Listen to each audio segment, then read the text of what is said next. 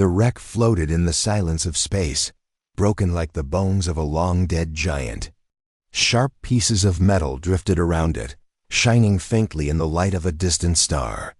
Smoke and sparks escaped from the shattered hull, but there was no life inside.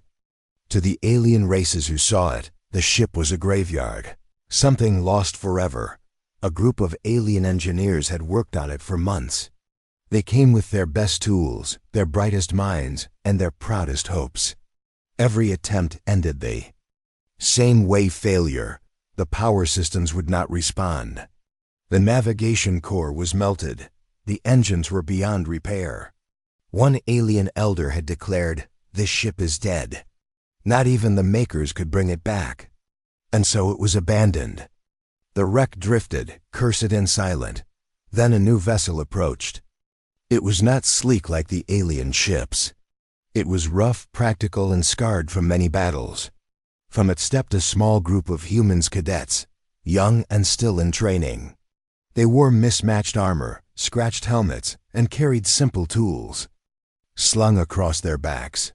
To the aliens watching from a safe distance, they looked reckless, even foolish. The leader of the alien observers muttered, "They cannot be serious. Children from a Deathworld, what can they do here?" The humans landed on the wreck without hesitation. The ship's floor creaked under their boots. One cadet laughed and kicked a loose piece of metal aside.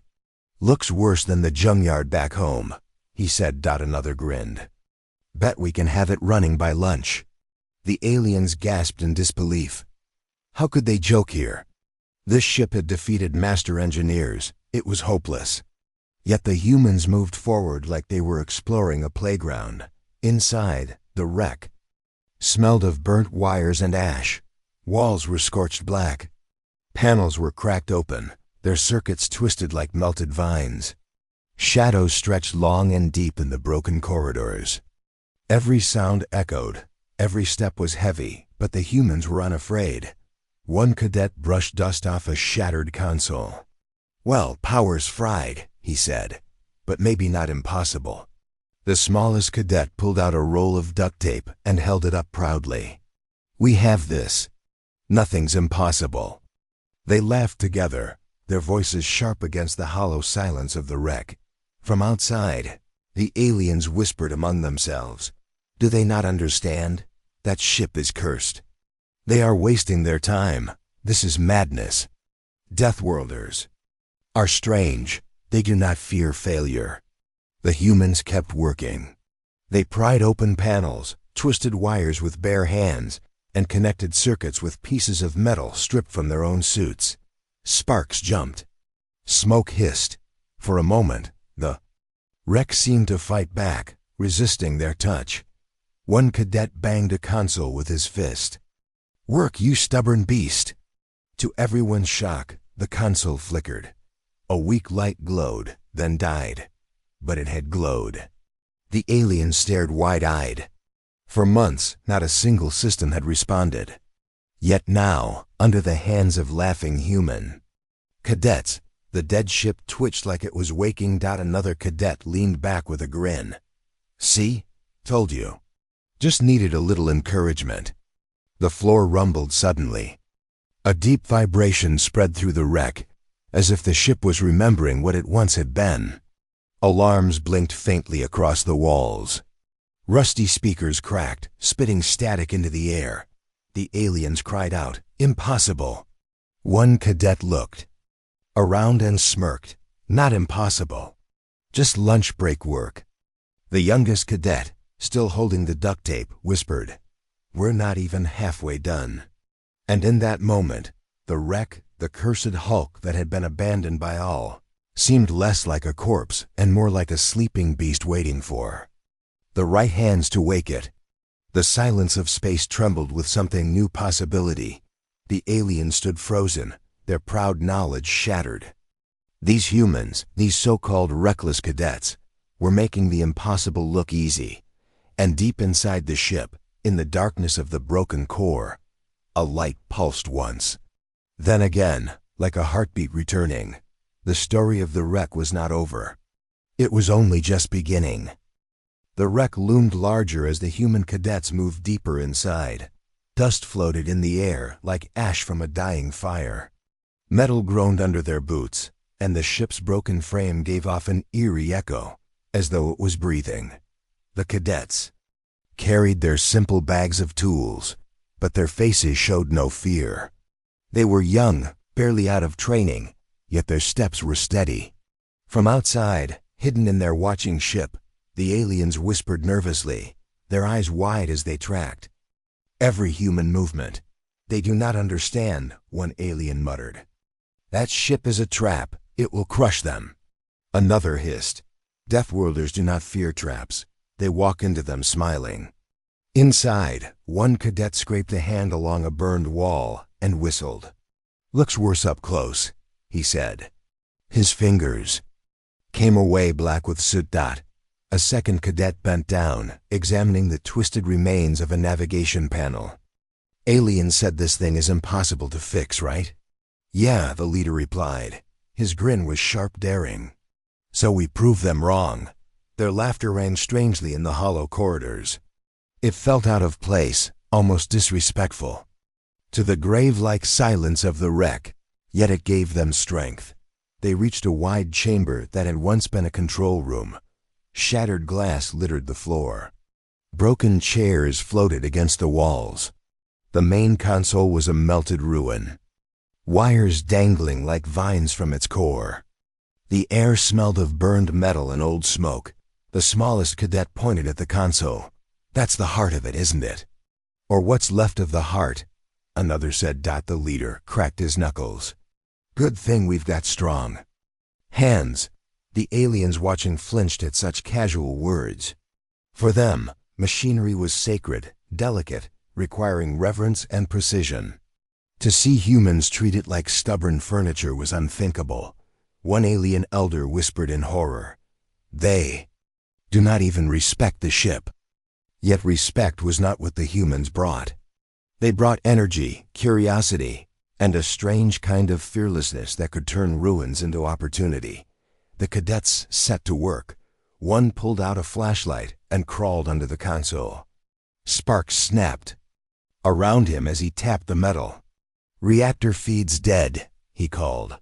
"So we give it life," the leader answered. He rummaged through his bag and pulled out a coil of wire. "From where?" another cadet asked. "From us." The leader unhooked a cable from his own suit and tossed it over. "We don't need all of it." The aliens gasped. "They cannibalized their own tools?" "Not tools," another corrected in a hushed voice. "Their very protection." The humans did not hesitate. They stripped parts from their armor, twisted wires together, and patched holes with tape and metal plates. Where aliens saw hopeless wreckage, humans saw puzzles waiting to be solved. A cadet crawled out from under the console, his face smudged with black dust. "If we reroute power from here, maybe, just maybe." "Do it," the leader said. "Don't you want to calculate first?" The leader smirked. "Where's the fun in that?" The alien observers could not believe what they were hearing. No plans, no endless meetings, no calculations, only action. To them it was madness. To humans it was instinct. The smallest cadet pushed a button on a half-dead panel. Nothing happened. He hit it again with his fist. This time, a weak hum answered. The panel flickered, dim lights crawling across the surface like waking fireflies. The cadets cheered. "It's alive!" The ship answered with a groan that shook dust from the ceiling. A deep vibration moved through the floor like a heartbeat too faint to trust. The lights went out again, but the pulse had been real. "See?" the leader said, grinning. "She still wants to fly." The aliens trembled as they watched the impossible. "No, it cannot be. We tried everything. We had the best minds, the best machines. And yet," another whispered, "Deathworld children bring it back with scraps." The cadets pressed on. One connected wires that sparked dangerously close to his glove. Another hammered at a rusted panel until it fell away, revealing a nest of circuits inside. They worked quickly, laughing, daring each other to push further. Every mistake brought sparks, every spark brought new life. Then, suddenly, a siren wailed deep inside the wreck. The sound was broken, distorted, but it was sound where none had been for months. Lights flashed red across the chamber, stuttering, uneven, but alive. The cadets froze for a heartbeat. Then they burst into laughter. "Looks like she's waking." "Up angry," one said. "Good," the leader replied. "Means she still has fight." The aliens were speechless. For them, the ship had been a corpse. But for the humans, it was only a challenge, one they met with bare hands, stripped wires, and stubborn courage. And as the wreck shuddered under the weight of half-returning systems, a new thought crept into the minds of the alien watchers. If humans could bring life to something dead, what else could they do? The cadets sat back for a moment, eating from small food packs while sparks still danced around them. One of them bit into a sandwich and said, with his mouth full, "Bet we'll have this thing flying before lunch." The others laughed, and even in the broken wreck, the sound was alive, fearless, unstoppable. Far above, in the watching ship, the alien elder whispered words none of them wished to admit. Perhaps the universe belongs to them after all. Wreck groaned again, deeper this time. Somewhere in its ruined belly, an engine coughed like a giant waking from slumber. The cadets grinned at the sound, and their leader spoke with calm certainty. "Lunch will be noisy today." The wreck shuddered again, as though it had heard the humans' laughter and wanted to test them. A groan rolled through the broken metal, and a faint rumble echoed from deep inside the ship. The cadets exchanged looks, their eyes shining with excitement instead of fear. "Did you feel that?" One whispered. "Yeah," another answered, grinning. "That's a heartbeat." But outside, the alien observers were not smiling. They watched the trembling hull with horror. To them, the sound was not life, it was danger. "It is unstable," an alien said. "The humans are pushing too hard. If the core breaks, it will destroy them all." The elder shook his head slowly. "They do not see death the way we do. To them, danger is fuel." Inside the wreck, the leader of the cadets crouched near a smoking panel. The lights had flickered again, but only for seconds before dying out. He pressed his hand against the wall, feeling the faint vibration of the ruined reactor. "She's fighting us," he murmured. "Or begging for help," another cadet said. The smallest one tilted his head. "But can we even do it?" The aliens said it's impossible. The leader smiled, sharp and unshaken. "Impossible is just a word. Let's see what it really means." They spread out, exploring deeper into the wreck. The corridors were long and twisted, some blocked by fallen beams and shattered doors. Dust fell in soft clouds as they forced their way through. Every now and then, a groan of stressed metal reminded them that the ship could collapse at any moment. Still, they pushed forward. At last, they found the reactor chamber. It was massive, a cathedral of broken machinery. Pipes hung down like vines, blackened by fire. Pools of burned coolant lay frozen in strange shapes across the floor. And in the center stood the reactor core, a giant sphere, cracked open like a skull. Its glow was gone, its power drained. The cadets stood in silence for a long moment. Even they could feel the weight of it. This was not just broken, it was ruined. Finally, one of them said softly, "Now I see why the aliens gave up." The leader stepped closer to the core, studying the fractures and melted circuits.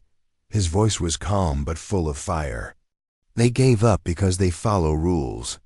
We don't." He tapped the side of the core with his boot. The sound echoed like a hollow drum. "We don't need it perfect. We just need it alive." The others nodded. That was the human way, not flawless, not careful, but fierce and stubborn. They got to work. One cadet climbed the bent ladder to reach the upper circuits. Sparks rained down as he forced panels open with nothing but a crowbar. Another lay on his stomach beneath the core, connecting wires that hissed with dangerous energy. The smallest one unrolled his duct tape again, wrapping leaks and cracks with quick hands. The leader stood in the middle, giving orders. Bypass the burned cells. Feed power straight from the backup lines. We don't need safety systems, we need thrust. The aliens listening in their observation ship could not believe what they were hearing. They are ignoring the failsafes. One gasped. They will burn themselves alive, another cried. The elder's voice was low, filled with awe and fear. Or they will succeed where we failed. Inside the chamber, sweat dripped down the cadets' faces as the heat of the core began to return. The dead reactor shivered with faint energy. A soft glow pulsed from deep within, weak but real. It's working, the smallest cadet said. His eyes wide. Not enough, the leader answered. We need more. He pulled another cable from his own armor, sparking it against the reactor's side. The others followed, stripping what little they had left. They gave the ship their own power, their own protection, feeding it piece by piece. The glow inside the reactor grew brighter, spreading like fire waking from ashes. The floor shook as the energy surged, lights flickering to life across the chamber. Then, suddenly, a sharp crack split the air. One of the side panels burst open, sending a spray of sparks across the room. The cadets dove aside, coughing from the smoke. Too much. One shouted "Dot," but the leader laughed, even as his face was blackened with soot. No such thing. He staggered to the console and slammed his hand on a half-dead switch. The chamber roared to life. The glow became a blaze, and the reactor pulsed with wild energy, spilling light into the darkness of the wreck. The aliens cried out in disbelief. It lives! The reactor lives! The elder whispered, almost trembling. By madness and willpower. Alone, they woke it. Inside, the cadets stared at the raging light with awe. The impossible task had been declared finished by others long ago. But for them, it was only the beginning. The smallest cadet whispered, "We're really doing it. We're bringing her back." The leader nodded, his grin fierce and unstoppable. And this is just the start. Wait until lunch. The wreck shook violently, dust falling like rain from the ceiling. Somewhere deep inside, engines coughed and groaned. A voice crackled from a dead speaker, half static, half sound, like the ship itself was trying to speak after a long silence. The cadets looked at one another, their eyes bright with fire. They had turned the impossible into a challenge, and now they were winning. But none of them noticed the shadows moving behind the glowing reactor, nor the faint hum of systems awakening that had been dormant for far too long. The ship was alive again. And it might remember more than just how to fly. The chamber glowed with new light, the once dead reactor pulsing like a giant heart. Dust rained from the ceiling with every deep thrum. The human cadets stood around it, their faces smeared with soot and sweat, but their eyes were alive with excitement. The smallest cadet grinned. See? Not impossible. The leader smirked and leaned against the railing. She just needed human hands. From the observation ship above, the aliens argued in hushed, desperate voices. "They are reckless," one shouted. "That reactor will tear itself apart." "They should be dead already," another hissed. "No one should touch power like that without protection." But the elder silenced them all with a single raised hand. His eyes stayed fixed on the humans below. "No, watch them. They do not build like us, they play." Inside the wreck, the cadets had already moved on. They scattered across the chamber, pulling out tools, scraps, and even food wrappers to use as materials. Nothing was wasted. One cadet ripped a piece of metal from a fallen panel and hammered it into shape with the butt of his tool. Another used his teeth to strip a wire, spitting the plastic aside before twisting the bare ends together. Sparks jumped, and instead of stopping, he laughed. The smallest cadet crouched near a leaking pipe, wrapping duct tape around it until the hiss grew quieter. "Good as new," he said proudly. The leader raised his voice over the noise. "We don't need it pretty, just working. Connect power to the nav core, skip the burned regulators, straight lines only. The aliens gasped at the words. Skip the regulators? That will destroy the systems. But the humans pressed forward, unbothered. They were not careful, they were fast. Not precise, but stubborn. They cut, patched, taped, and welded with a wild energy that looked more like chaos than engineering. And slowly, impossibly, the ship responded. Lights came alive across the broken chamber. Doors that had been sealed for months hissed open with struggling motors.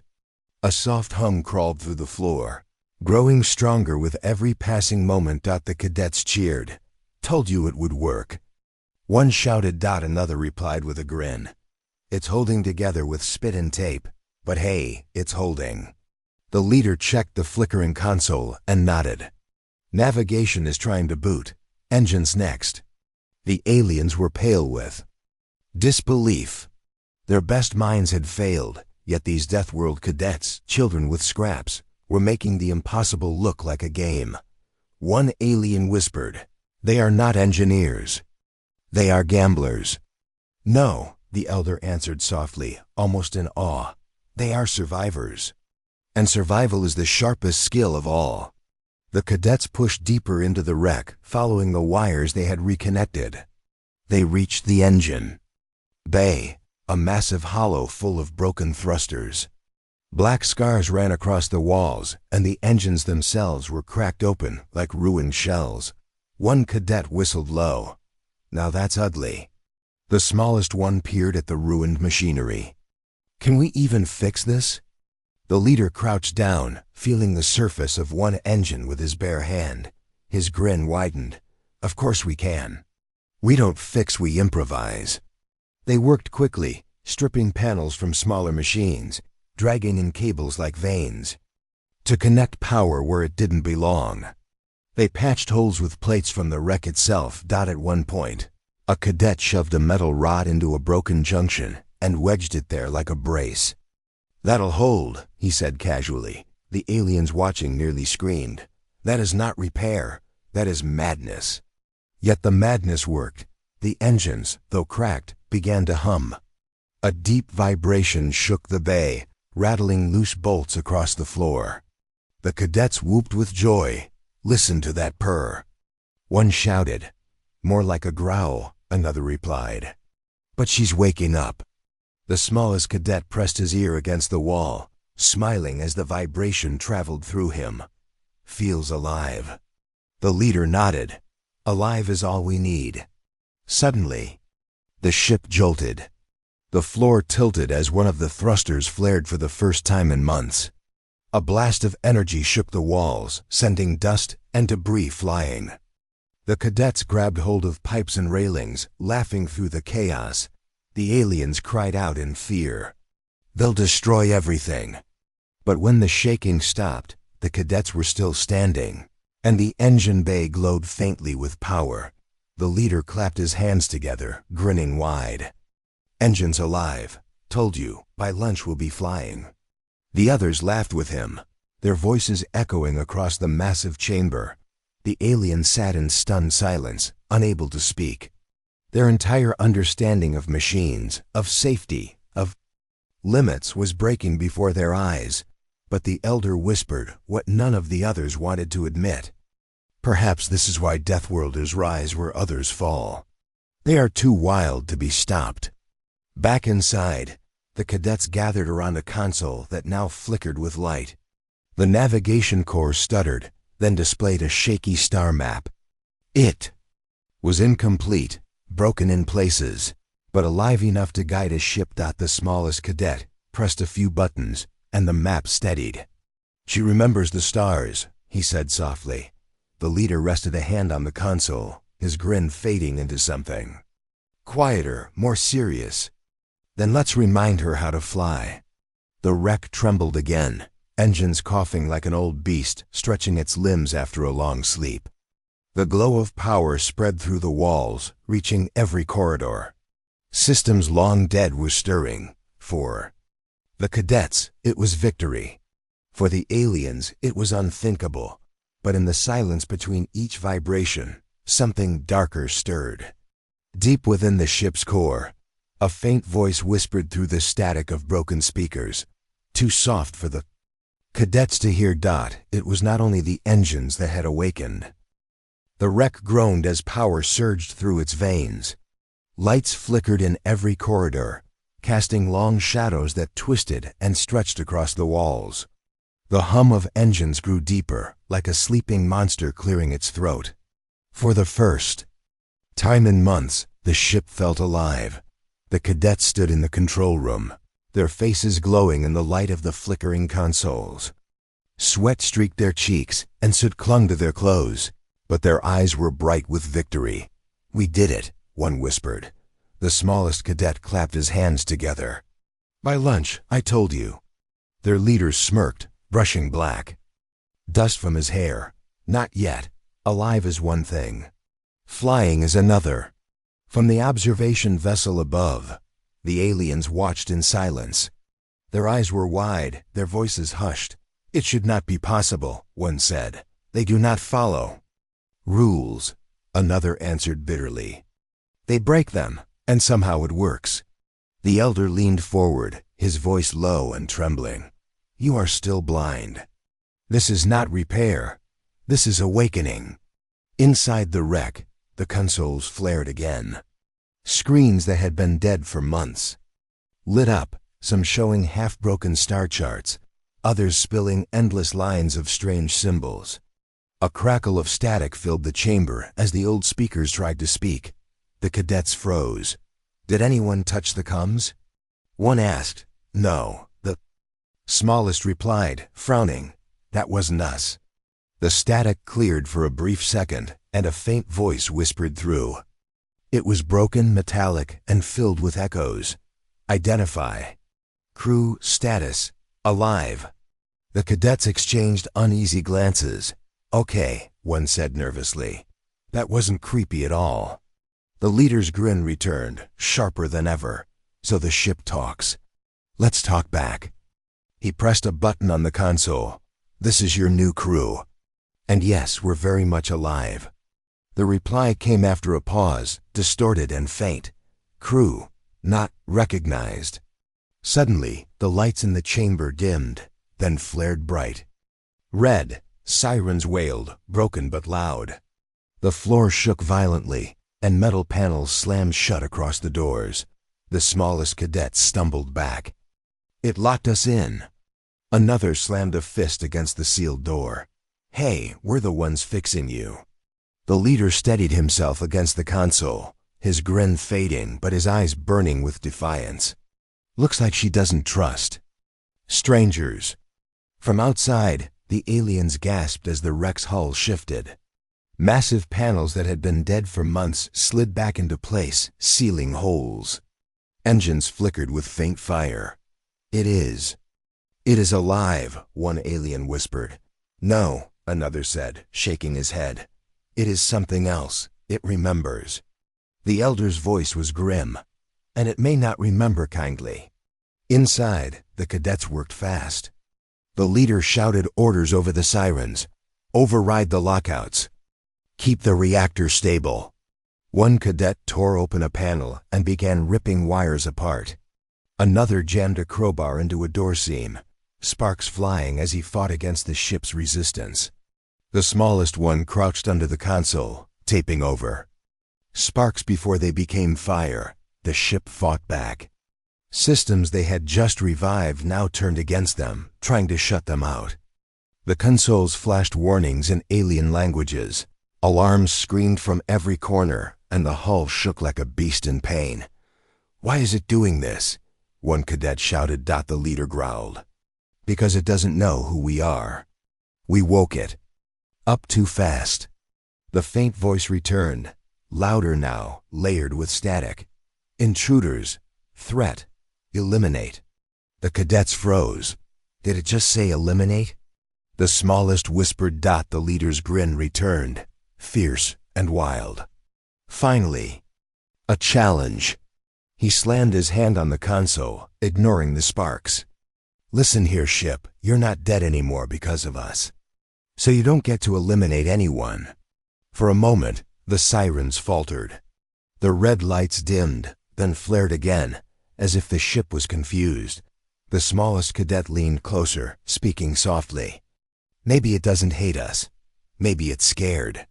The leader glanced at him, then nodded slowly. "Scared or angry, doesn't matter. We're not leaving. We're finishing this." With renewed energy, the cadets threw themselves back into the work. They rerouted power, bypassed more lockouts, and forced the navigation systems to recognize their input. The ship resisted, but every push from it was met with raw human stubbornness. At last, the sirens died. The red glow faded into a steady, pulsing white. The trembling of the hull slowed. The voice returned, softer now. "Crew status." "Alive." The cadets sagged with relief, laughing weakly. "Guess it believes us now," one said. The smallest cadet wiped sweat from his brow. Either that or it gave up. The leader chuckled, shaking his head. "Doesn't matter. She's ours now." Outside, the alien sat in stunned silence. What they had seen defied everything they knew: humans turning disaster into triumph, chaos into control. One alien whispered, "They do not conquer with strength. They conquer with madness." But the elder's eyes were darker. "No, they conquer with will. And that is far more dangerous."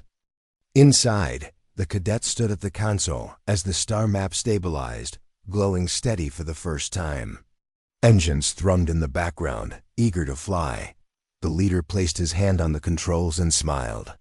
"Lunch is going to be one hell of a ride." And deep within the wreck, in systems still half asleep, something else stirred quietly. Something the cadets had not yet found. The ship was alive. But it was not empty.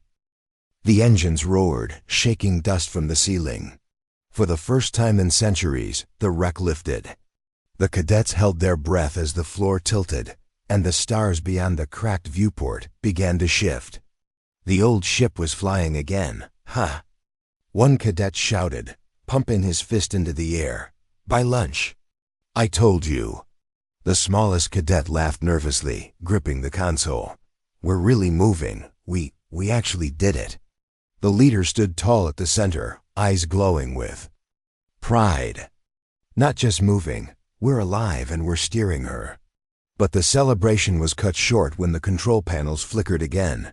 Strange symbols scrolled across the screens. The lights dimmed to a low red glow, pulsing like a heartbeat.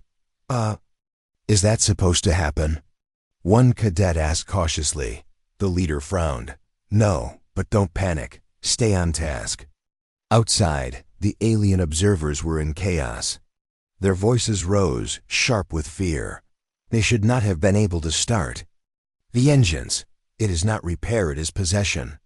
The elder leaned forward, whispering in dread. "It has accepted them." But at what price? Inside, the cadets fought to steady the ship. The controls resisted, as if the vessel itself wanted to choose its own course. One cadet struggled with the navigation system. "It's fighting me. Every time I set a course it changes." Another slammed the throttle lever down, only for it to slide back up on its own. It doesn't want to slow down. The smallest cadet looked around, his voice trembling. Maybe it doesn't need us anymore." Silence fell.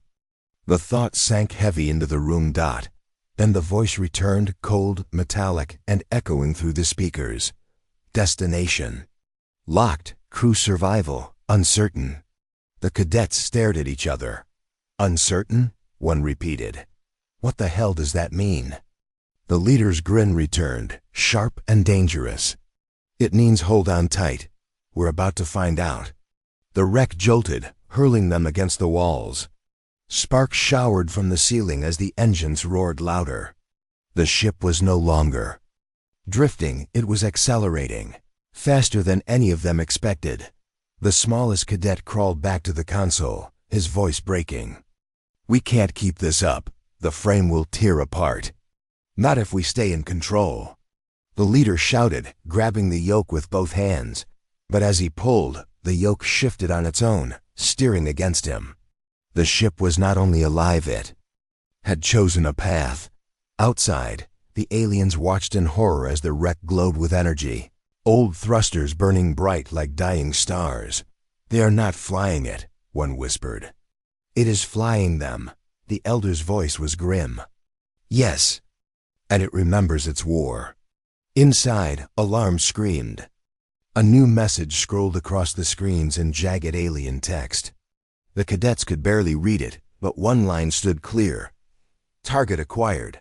"Target!" a cadet shouted. "What target?" The smallest one pointed at the viewport. His voice was tiny, almost swallowed by the hum of the engines. "Look." Out in the black, the alien observation ship drifted in their path. Its crew scrambled, signals flashing as they tried to move away. But the wreck had already locked on. The leaders' eyes narrowed. "It thinks they're the enemy." One cadet paled. "If it fires, we stop it." The leader barked. They threw themselves back at the controls. Fingers flew over switches, wires sparked, and panels clattered as they tore them open. The ship resisted every move, its systems tightening like clenched fists. The smallest cadet pressed his ear to the console, listening to the faint hum. "It's scared. It thinks it's still in the war. We have to tell it. It's over." The leader glanced at him, then back at the others. "Worth a shot. Try it." The smallest took the cum, his voice shaking but firm. "Listen. The war is gone. You're safe now. No enemies left. We are not here to fight. We are here to keep you alive." The red glow pulsed faster. The alarms screamed louder. The ship trembled as if torn between memory and present. The leader slammed his palm against the console. "Hear me, ship. You don't get to choose destruction. You're with us now, and we don't run on fear, we run on will." For a moment, everything froze. The lights held steady, the engines steadied, and the alarms cut off. Silence filled the chamber, broken only by the ragged breaths of the cadets. Then the screens shifted. The hostile text vanished. A new message appeared, calm and steady. Crew recognized. Control shared. The cadets sagged in relief. One laughed weakly.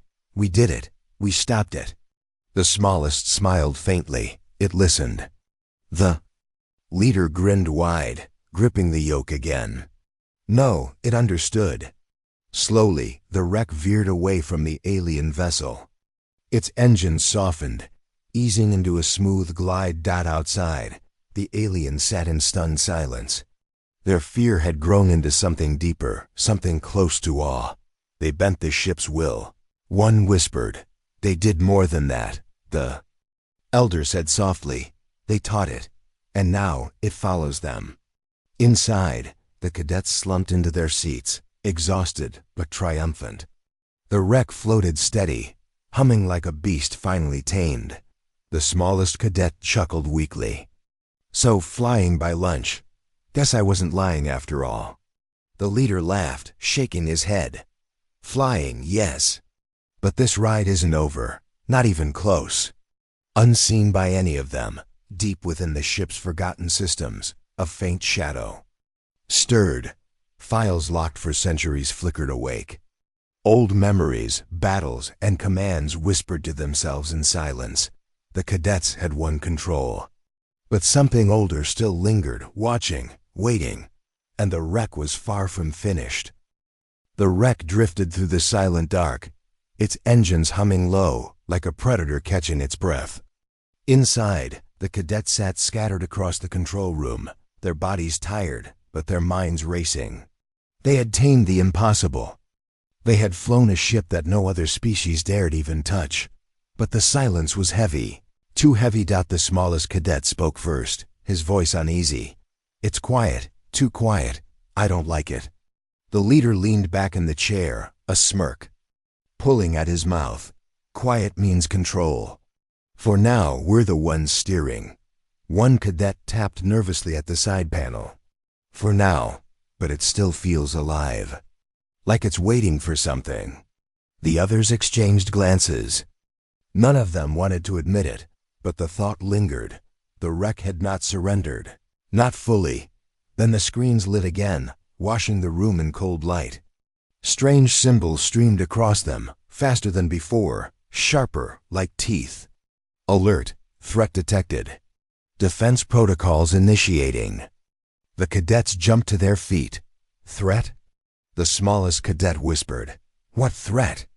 The leader leaned forward, narrowing his eyes at the symbols. It's pointing. Behind us. The viewport shifted, and the cadets gasped. Out in the darkness, massive shadows stirred. 3 colossal warships loomed, their hulls scarred but still powerful, their cannons glowing faintly as they awaken. One cadet staggered back. Those are its brothers. The leader's grin. Vanished. No, those are its ghosts. The alien elders watching from afar rose to their feet in panic. It has found them, one shouted. The old fleet, they were hidden, buried in the dark. Another clutched his head. If they wake, the war begins again. Inside the wreck, alarms blared. The cadets scrambled back to the controls. They're powering up, one shouted. Can we shut them down? The smallest asked desperately. The leader's hands flew across the console. Not if they're not listening. They've been asleep too long. They only remember war. A voice rolled through the speakers, deeper and harsher than before. Link. Established fleet alignment, awaiting command. The cadets froze. The wreck was speaking, not just to them, but to the others. One cadet whispered in terror. It's their commander. The smallest shook his head quickly. No, we can't let it. If it commands them, the whole sector burns. The leader slammed the console. Then we give the command first. The ship's lights pulsed as if acknowledging him. Voice. Recognized. Command possible. The others stared at him in disbelief. You're going to talk to a fleet of war machines? One asked. The leader's voice was steady, though his eyes burned with the weight of the moment. If they want a commander, I'll be their commander. He leaned close to the cum and spoke clearly. Stand down. No war. No targets. You're free. Silence.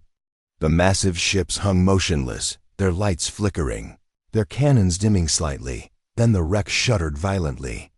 The screens flashed red. Conflict detected. Orders unclear. Initiating trial. The floor split with a deep vibration, and the cadets were thrown from their feet. Outside, the 3 warships began to circle, like wolves testing one. Another. What's happening? One cadet shouted. The smallest stared wide-eyed at the screen.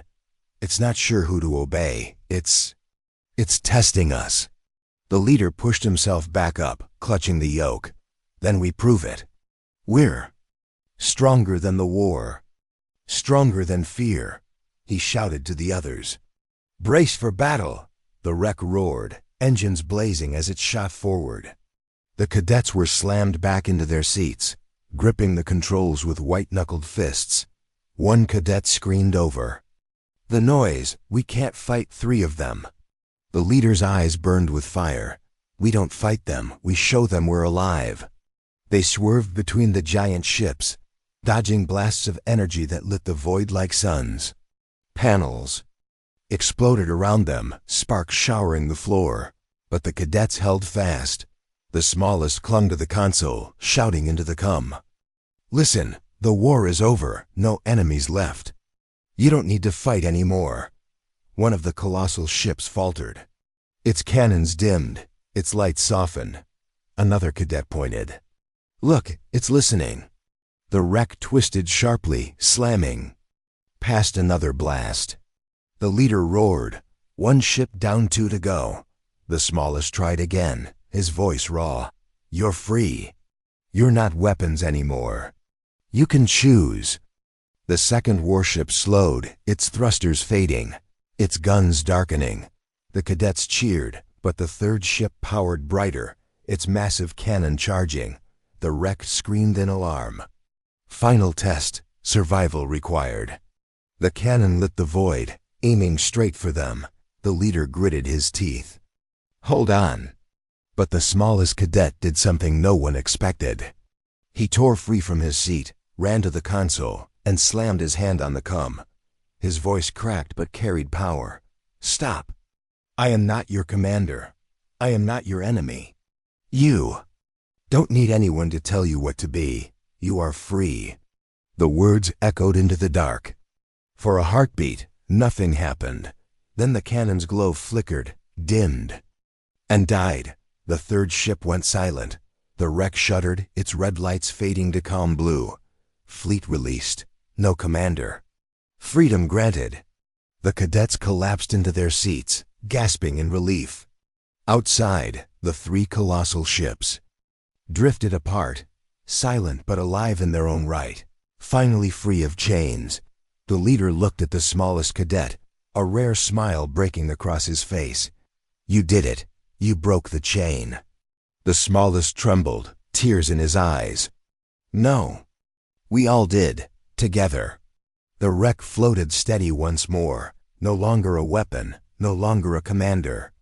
For the first time, it was simply a ship flying free with its new crew. The aliens watched in silence, their fear melting into awe. The elder spoke softly, almost reverently. The humans did not just master the wreck, they taught it peace. And as the cadets stared out at the drifting fleet, they realized the truth. They hadn't just repaired an old monster, they had rewritten history.